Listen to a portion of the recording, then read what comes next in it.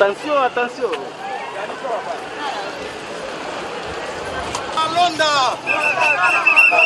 Malonda égale Kabila. Malonda égale Kabila. Babi misana mtu ana seni tobo iye.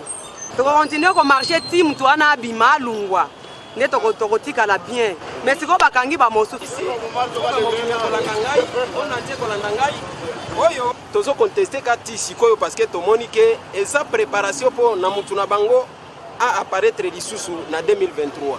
Et puis détermination na biso banda 2017 ba marche to banda ko sala tilelo ezaki po gouvernement wana ya Kabila parce que bonyo kwa miekomi ebele banda ane wana tilelo batu bauti ko kufa bazokufa ka chaque jour.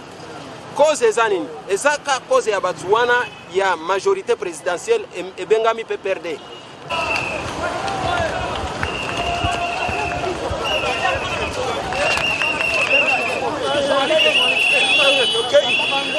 Voilà comment l'armée loyaliste.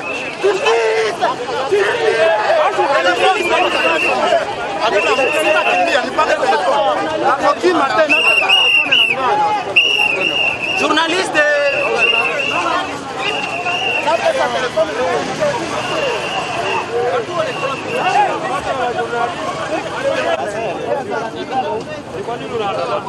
Tunaandamana kwa sababu tunaendelea kupinga mambo ambayo bwana Kabila anaendelea kufanya na watu wake. Tunasema